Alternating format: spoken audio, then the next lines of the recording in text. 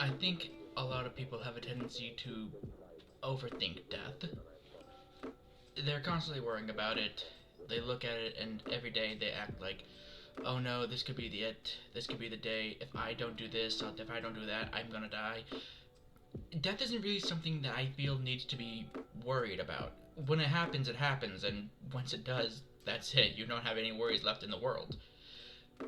But a lot of people just get hung up on the time that they have, always acting as if that's not enough.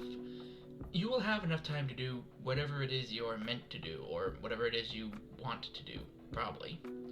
If not, then this is more about your ability to manage yourself than the nature of existence.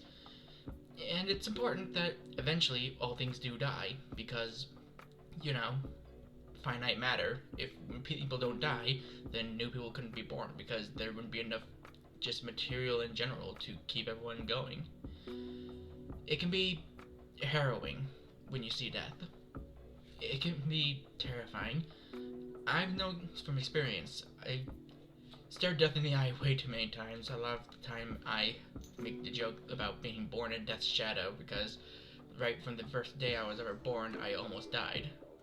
But that's just kind of it. Death isn't really something to be afraid of, because it happens every single day. It happens everywhere you go. Everyone you see on the street is going to experience death or a near-death experience at some point. And that's not something to be afraid of. It's just something that's going to happen. You can't stop it.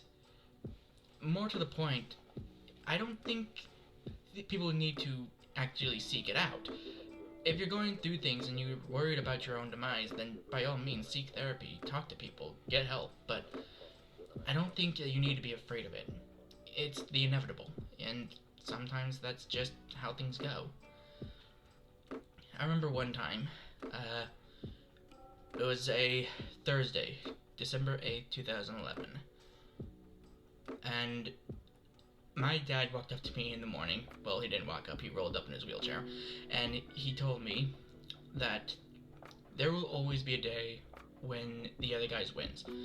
There'll be a day when you can't do anything to stop the world from beating you down, and it's just going to happen. But the difference between being defeated and destroyed is that you get back up afterwards. As long as you get back up and keep trying, you aren't defeated. You can be destroyed by all means, but not defeated. That evening, my father would have a heart attack and die. Of all the times that I've been near the brink of death, that was the first time I ever saw someone else die. It was the first time I took in exactly how fragile a human being can be. The second time would be a few years later.